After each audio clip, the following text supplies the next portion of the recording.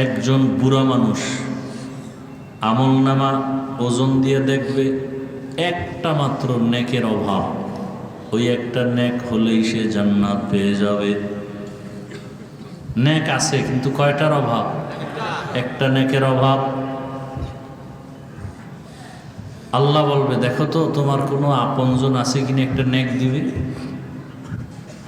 হাসরের ময়দানে বান্দা এতটা চিৎকার দিয়া দৌড়াবে, ছেলেরে তালাশ করবে, মেয়েকে তালাশ করবে, পরিবারের কে আছে আপন খুঁজবে, সন্তানের কাছে গিয়া বলবে একটা নেক আমাকে দাও। সন্তান বলবে আমার বাবা ছিল ঠিক, তবে তুমি যে আমার বাবা তা আমি বিশ্বাস করি না। নেক দিবে পরের কথা, বিশ্বাসই করি না। বাপ ছিল ঠিক, তুমি আমার বাবা এটা বিশ্বাস করি না। আল্লাহর বান্দা অজর ধারায় কান্না করবে, একটা নেকের অভাবে বুঝিয়া যে আমার জাহান্নামের হ্যান্ডকাপ লেগে যাবে।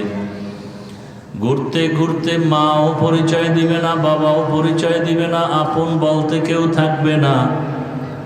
নিরুপায় হয়ে কাঁদবে আর চিল্লে আর দৌড়াবে। হঠাৎ দেখবে একটা মানুষ একটা জায়গায় বসে কান্না করে। ও ডাক দিবে, এই বুড়া তুমি কান্না করো কেন? বলে আমার একটা নেকের অভাব, আজকে জাহান্নামে যেতে হবে। একটা নেক যদি আমি পাইতাম আমাকে আল্লাহ মাফ করে দিতেন। সন্তানের কাছে গেলাম, তারা নেক দিবে দূরের কথা, পরিচয় দিতে রাজি না আমি যে ওদের বাবা। আমার স্ত্রীও পরিচয় দেয় না, স্বামী ছিল ঠিক তবে আমি নাকি ওর স্বামী না। আমাকে এখন একটা নেকের অভাবে বুঝি জাহান্নামের আগুনে জ্বলতে হবে।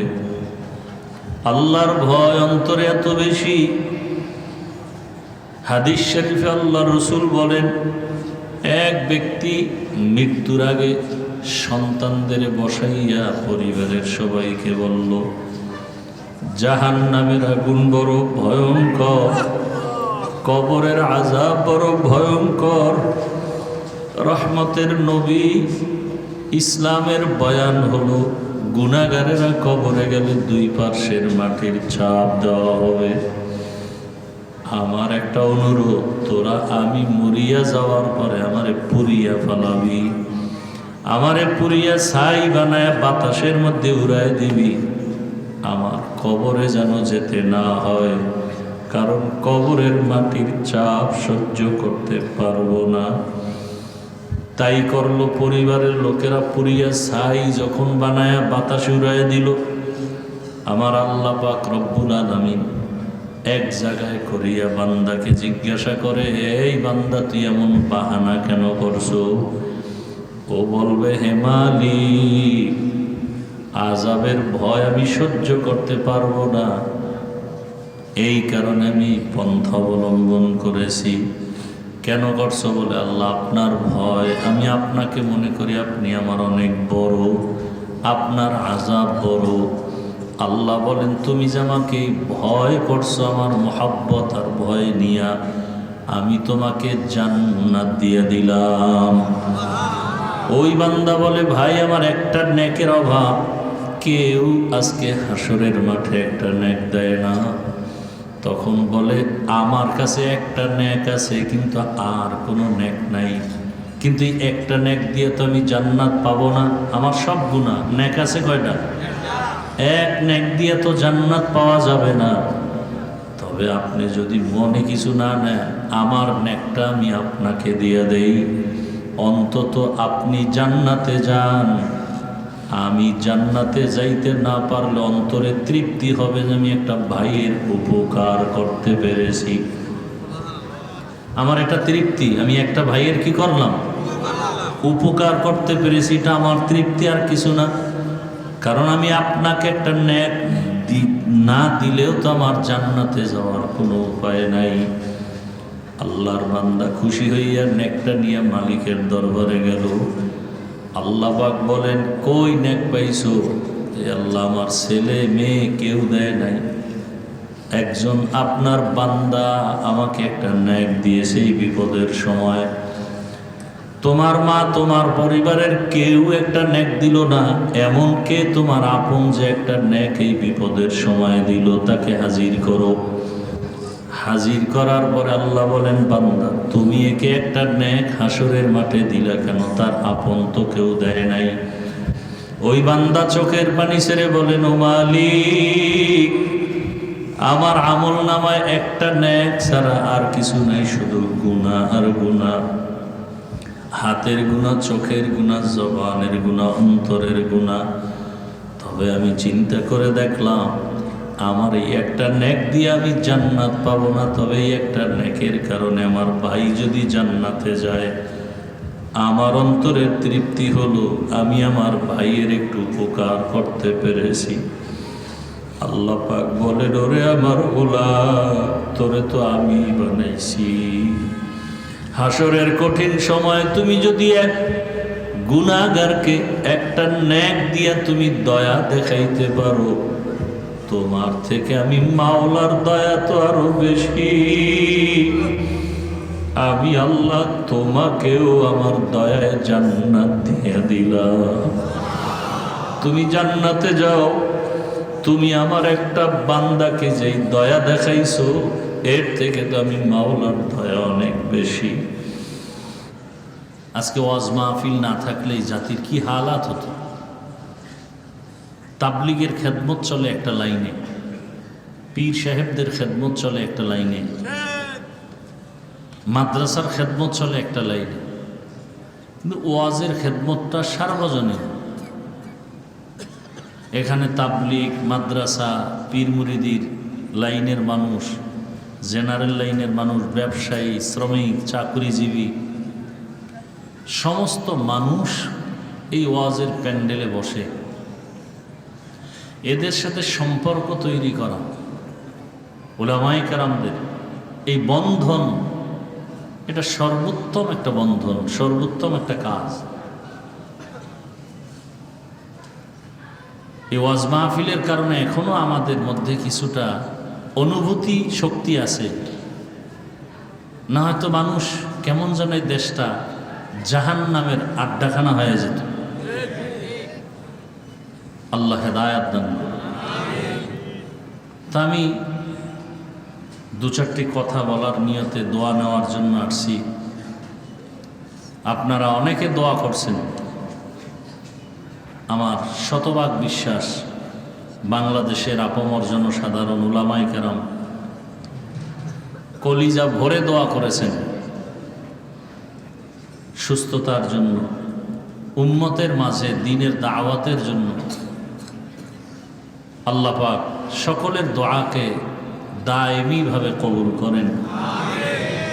যারা দোয়া করেছেন আল্লাহ তাদেরকেও দ্বীনের জন্য কবুল করেন। যে আয়াত আমি পড়েছি, আল্লাহ পাক বলেন, কুল, হে রাসূল করিম সাল্লাল্লাহু আলাইহি ওয়া আলিহি ওয়াসাল্লাম, উম্মতকে বলে দেন আমার পক্ষ থেকে, মূলত আমিই বলতেছি, ইয়া ইবাদি, হে আমার প্রিয় বান্দা বান্দিরা, আল্লাযীনা আসরাফু আলা আনফুসিহিম লা তাকনাতু মির রাহমাতিল্লাহ। তোমরা যারা গুনাহ করে নিজেদের উপরে জুলুম করেছো, গুনাহ করে কি করেছি? জুলুম। জুলুম মানে কি? সীমালঙ্ঘন করা। আল্লাহ বলেন, তোমরা আমার দয়া রহমত থেকে ফিরে যেও না। কেন? ইন্নাল্লাহা ইয়াগফিরুয যুনুবা জামিআ,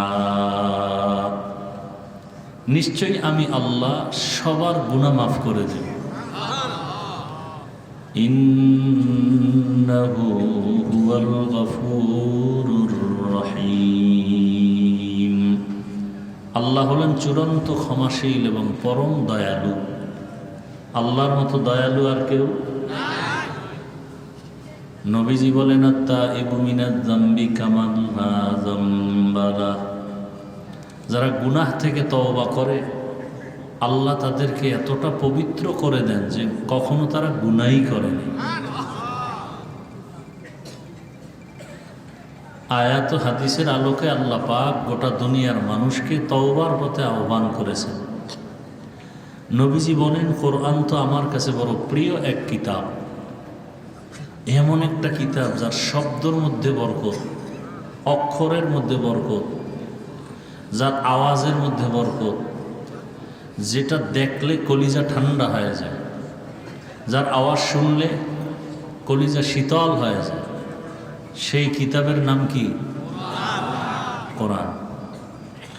তবে এই কোরআনে যত আয়াত আছে এর মধ্যে এই আয়াত আমার কাছে আরো বেশি প্রিয়, যেটা আমি পড়লাম। কেন? নবীজি বলেন আল্লাহ যে কত বড় দয়াময়, এই আয়াত হলো তার প্রমাণ। আল্লাহ কত বড় দয়াময়। দুনিয়াতে যত মানুষ আছে সমস্ত মানুষকে আল্লাহ পাক জান্নাত দিবেন এই আহ্বান করছেন এই আয়াতের মধ্যে। একটা মানুষকেও আল্লাহ জাহান্নামে দিবেন না। তবে এখন এই জাহান্নাম থেকে বাঁচতে হলে কি করতে হবে? আল্লাহ বলেন আসো, ফিরে আসো আমার দয়ার দরজায়, আমার রহমতের দরজায় ফিরে আসো, আমি তোমাকে মাফ করে দিব, আমার দরওয়াজায় ফিরিয়ে আসো। অন্যায় থেকে নিজেকে বাঁচাও।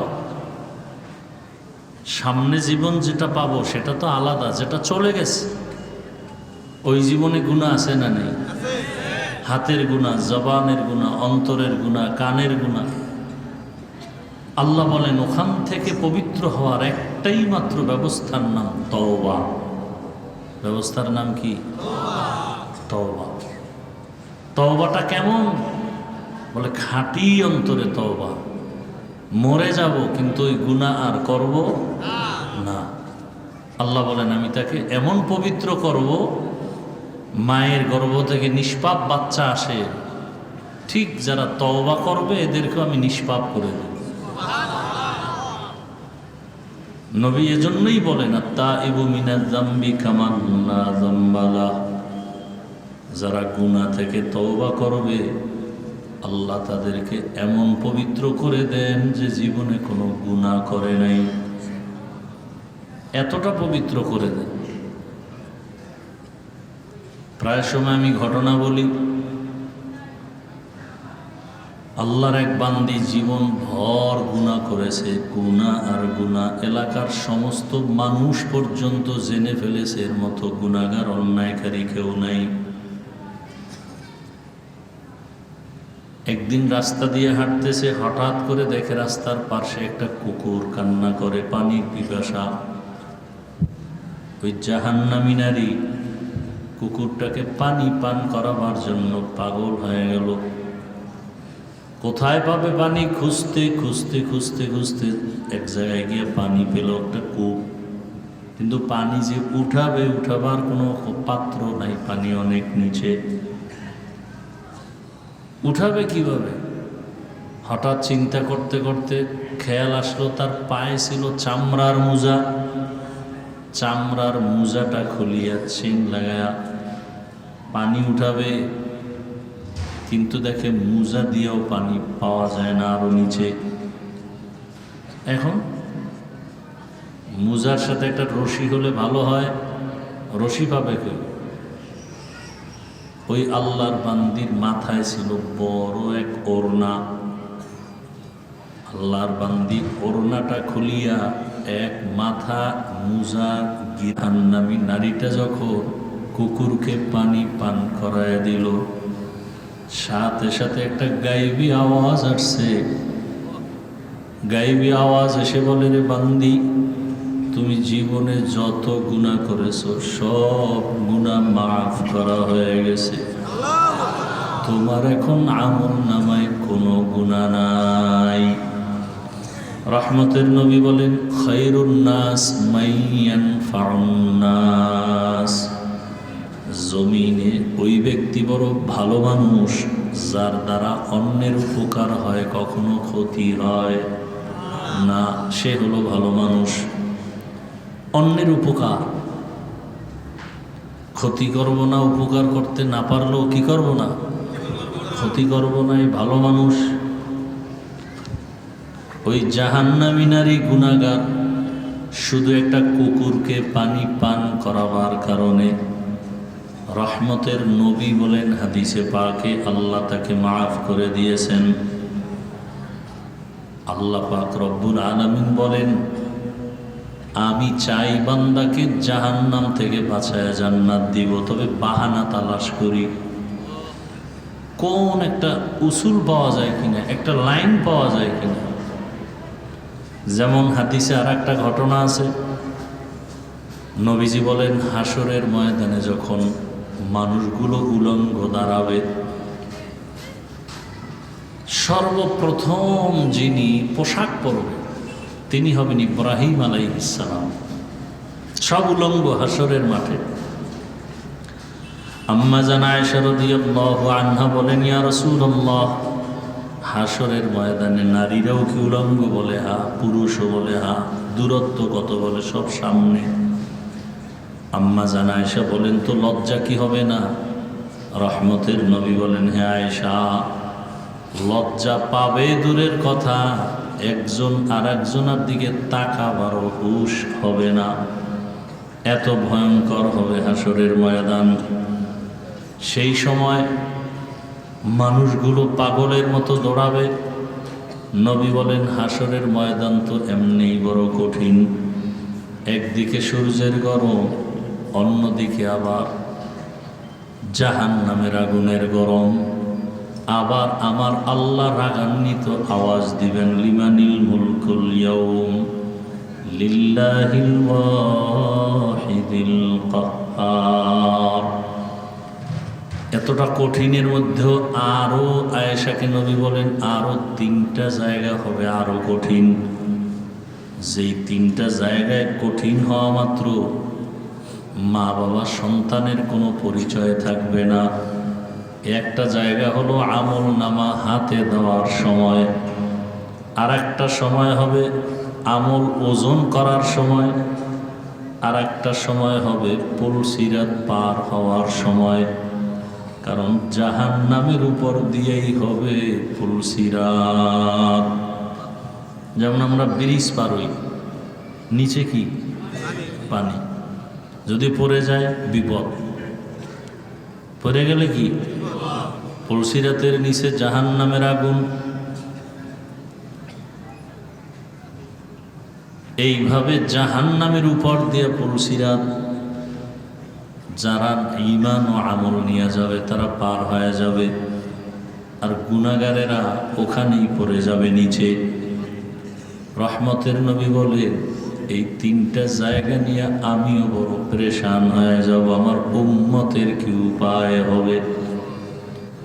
একজন বুড়া মানুষ আমল নামা ওজন দিয়ে দেখবে একটা মাত্র নেকের অভাব, ওই একটা নেক হলেই সে জান্নাত পেয়ে যাবে। নেক আছে কিন্তু কয়টার অভাব? একটা নেকের অভাব। আল্লাহ বলবে, দেখো তো তোমার কোনো আপনজন আছে কিনা, একটা নেক দিবে। হাসরের ময়দানে বান্দা এতটা চিৎকার দিয়া দৌড়াবে, ছেলেরে তালাশ করবে, মেয়েকে তালাশ করবে, পরিবারের কে আছে আপন খুঁজবে। সন্তানের কাছে গিয়া বলবে, একটা নেক আমাকে দাও। সন্তান বলবে, আমার বাবা ছিল ঠিক, তবে তুমি যে আমার বাবা তা আমি বিশ্বাস করি না।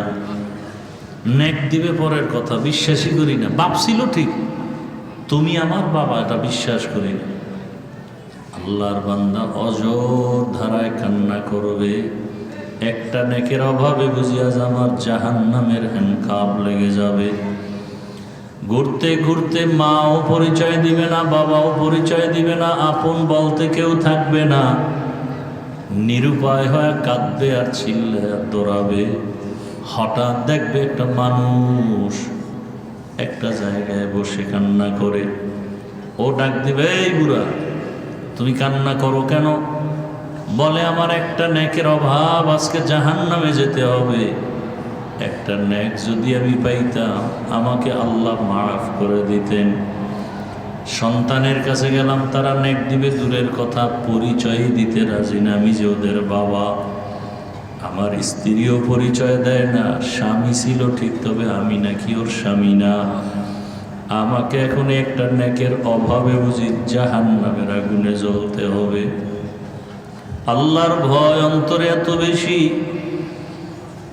হাদিস শরীফে আল্লাহ রসুল বলেন, এক ব্যক্তি মৃত্যুর আগে সন্তানদের বসাইয়া পরিবারের সবাইকে বলল, জাহান্নামের আগুন বড় ভয়ঙ্কর, কবরের আযাব বড় ভয়ঙ্কর। রহমতের নবী ইসলামের বয়ান হলো, গুনাহগারেরা কবরে গেলে দুই পার্শ্বের মাটির ছাপ দেওয়া হবে। আমার একটা অনুরোধ, তোরা আমি মরিয়া যাওয়ার পরে আমারে পুরিয়া ফেলাবি, আমারে পুরিয়া ছাই বানায় বাতাসের মধ্যে উড়ায় দিবি, আমার কবরে যেন যেতে না হয়, কারণ কবরের মাটির চাপ সহ্য করতে পারবো না। তাই করলো, পরিবারের লোকেরা পুরিয়া ছাই যখন বানায়া বাতাসে উড়ায় দিল, আমার আল্লাহ পাক রব্বুল আলামিন এক জায়গায় করিয়া বান্দাকে জিজ্ঞাসা করে, এই বান্দা তুই এমন বাহানা কেন করছো? ও বলবে, হে মালিক, আযাবের ভয় আমি সহ্য করতে পারবো না, এই কারণে আমি পন্থা অবলম্বন করেছি। কেন করছো? বলে, আল্লাহ আপনার ভয়, আমি আপনাকে মনে করি আপনি আমার অনেক বড়, আপনার আযাব বড়। আল্লাহ বলেন, তুমি যে আমাকে ভয় করছো আমার মহাব্বত আর ভয় নিয়া, আমি তোমাকে জান্নাত দিয়ে দিলাম। ওই বান্দা বলে, ভাই আমার একটা নেকের অভাব, কেউ আজকে হাসরের মাঠে একটা নেক দেয় না। তখন বলে, আমার কাছে একটা নেক আছে, কিন্তু আর কোনো নেক নাই, কিন্তু এই একটা নেক দিয়ে তো আমি জান্নাত পাবো না, আমার সব গুনাহ। নেক আছে কয়টা? এক নেক দিয়ে তো জান্নাত পাওয়া যাবে না। তবে আপনি যদি মনে কিছু না নেন, আমার নেকটা আমি আপনাকে দিয়ে দেই, অন্তত আপনি জান্নাতে যান। আমি জান্নাতে যাইতে না পারলে অন্তরে তৃপ্তি হবে যে আমি একটা ভাইয়ের উপকার করতে পেরেছি। আমার এটা তৃপ্তি, আমি একটা ভাইয়ের কি করলাম? উপকার করতে পেরেছি, এটা আমার তৃপ্তি, আর কিছু না। কারণ আমি আপনাকে একটা নেক না দিলেও তো আমার জান্নাতে যাওয়ার কোনো উপায় নাই।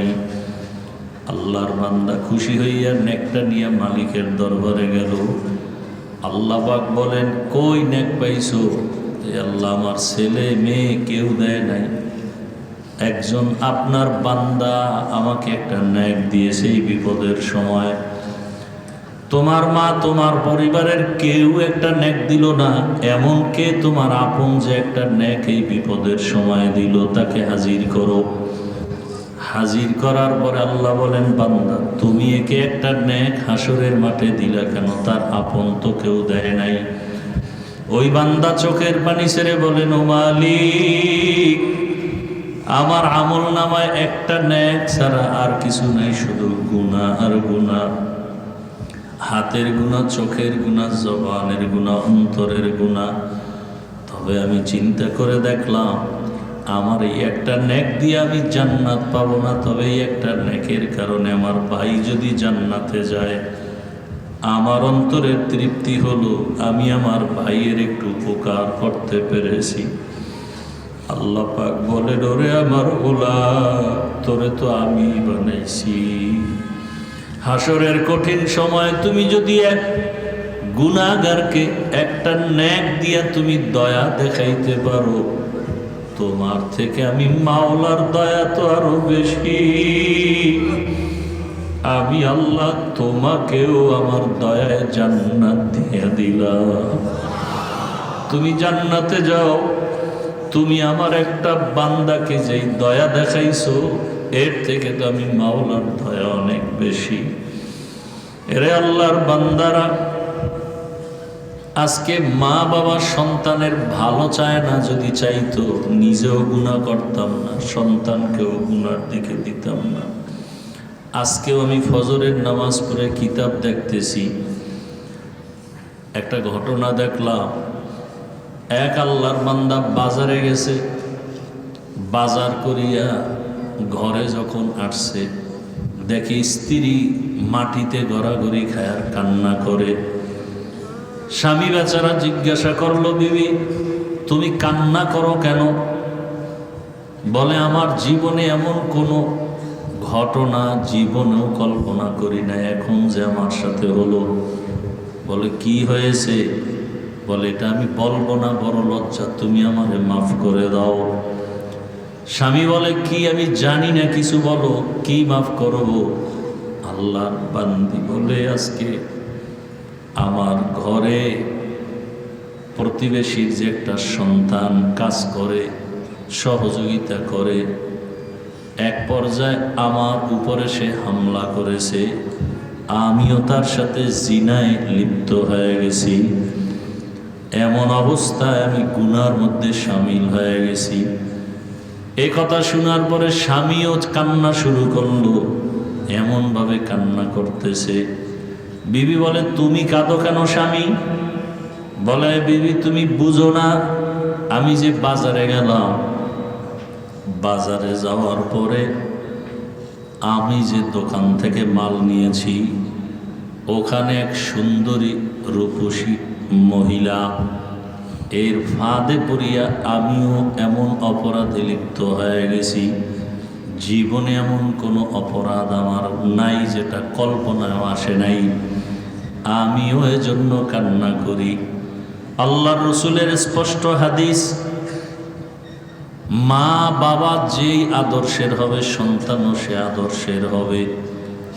আল্লাহর রসুলের হাদিস মতে দেখলাম আমি ওদিকে গুনাহ করার কারণে তোমার মধ্যেও গুনাহ ঢুকিয়ে গেছে। এজন্য প্রত্যেকটা মা বাবা, প্রত্যেক স্বামী যদি চিন্তা করি, স্ত্রীও যদি চিন্তা করে, সন্তানও চিন্তা করি, মা বাবা যেই অন্যায় করতেছি এর আসর গিয়া সন্তানের মধ্যে একবার পড়িয়া যাবে। স্বামী যদি অন্যায় করে স্ত্রীর মধ্যে গুনার আসর চলে যাবে।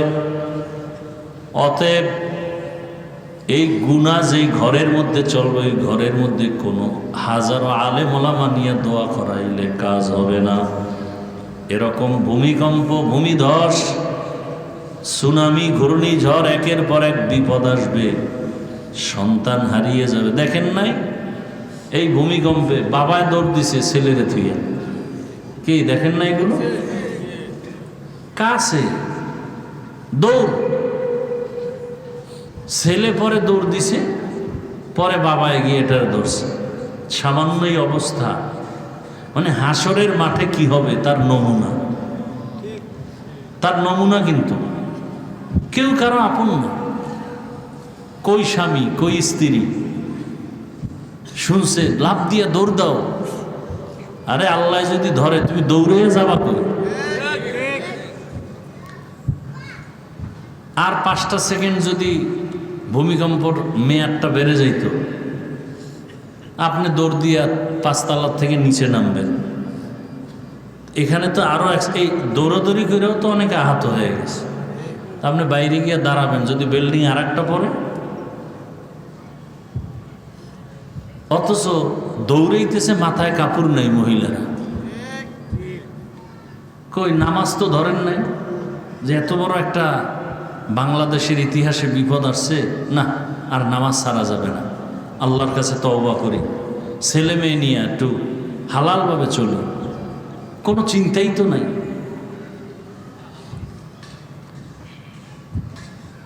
এই গতকালকে, পরশুদিন, আজকে মনে নাই বললে চলে, কালকের পরে আর খেয়ালই থাকবে না যে বাংলাদেশে একটা এরকম কঠিন কিছু হয়েছে। আবার গুনাহ শুরু করবে, মেয়েদের দিয়ে নাচ গান শুরু করবে, হুজুরেরা বাধা দিলে সেখানে আবার আক্রমণ শুরু হবে। কি হবে কি এই দেশে? হারাম খাইতে খাইতে ঘর বাড়ি দোকান পাট, একটা চায়ের দোকান দিবে, সেখানেও সুদের টাকা লোন উঠায় দোকান দেয়। তো এই দোকানে ব্যবসা হালাল পাবে, না হলে বরকত কিভাবে হবে? কোনোদিন ব্যবসায় বরকত হবে না। নামাজ নাই, রোজা নাই, জেনা করে, চুরি করে, ধর্ষণ করে, এদেরকে বারবার বারবার মুরব্বি বানাবেন, এদেরকে আপনি রাহবার বানাবেন, এদেরকে আপনারা জনগণের দায়িত্ব দিবেন, তো দেশে গজব আসবে না তো কি আসবে? মা বাপ যেমন হবে সন্তানও কি, গাছ যেমন হবে ফল তেমন হবে। ক্ষমতায় যারা বসবে এরা দুর্নীতিবাজ হলে জনগণ তো আরো ডবল দুর্নীতিবাজ হবে। কিসের পেছনে দৌড়াচ্ছেন? মাত্র একটা ঝাঁকি দিয়ে আল্লাহ পাক সতর্ক করছেন, মাস্তানি সব ছেড়ে দেন, তওবা করেন। বাহাদুরি করার ক্ষমতা আমার আল্লাহর, আর কারো নাই। চোর কেমনে বাহাদুরি করে, অন্যের মেয়ের চরিত্র হরণ করে, ওই নির্লজ্জ বেহায়া কিভাবে বাহাদুরি করে। দোকানের টাকা চুরি করে যারা খায়, মানুষের ব্যবসায়ীদের উপরে হামলা করে যারা খায়, ওদের খানা তো পায়খানার থেকেও নিকৃষ্ট। ওরা কিভাবে জনগণের দায়িত্ব পালন করবে? ওদের পেছনে কোন লজ্জায় ঘুরেন আপনি? এক সেকেন্ড লাগবে, গোটা মিডিয়া গরম, ঢাকা মুহূর্তের মধ্যে শেষ হয়ে যাবে। আপনি পটুয়াখালী বাড়ি হোক, চট্টগ্রাম হোক, যেখানে হোক, থাকেন তো ঢাকায়। অপরাধের নগরী ঢাকা।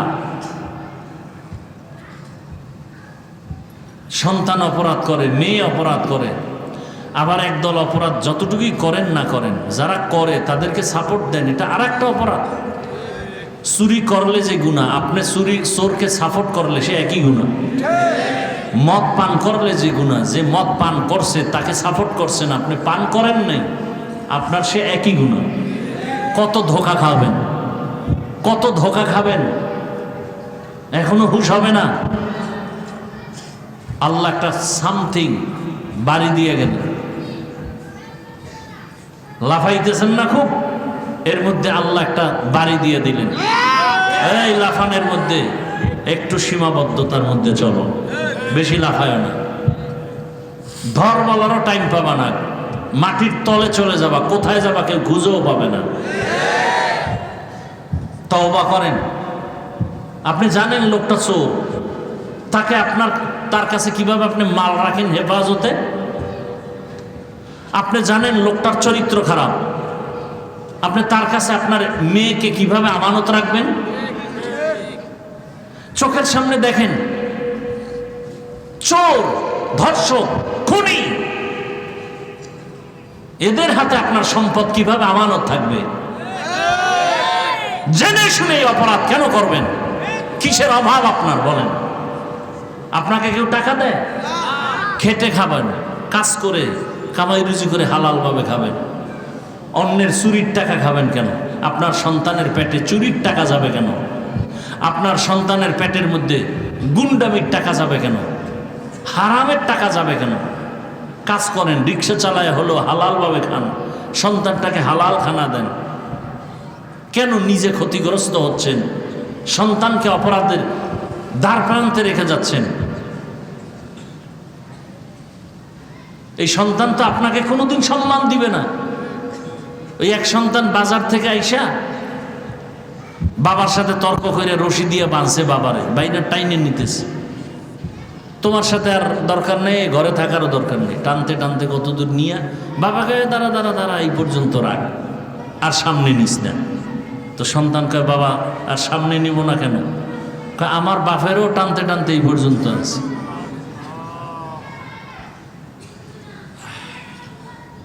যেমন গাছ তেমন কি, এখনো হুঁশ ফিরান। কিসের আপনার অভাব বলেন? দুই হাত আছে, খেটে খাবেন, গরিবী হালাতে খাবেন।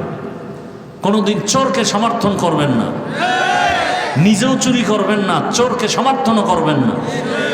নিজে কোনোদিন আমানতের খেয়ানত করবেন না, আমানতের খেয়ানতকারীকেও সমর্থন করবেন না। আমার আল্লাহ নাই? আছে না নাই? শুক্রবার টের পান নাই? আরো মাস্তানি করলে আরো টের পাবেন।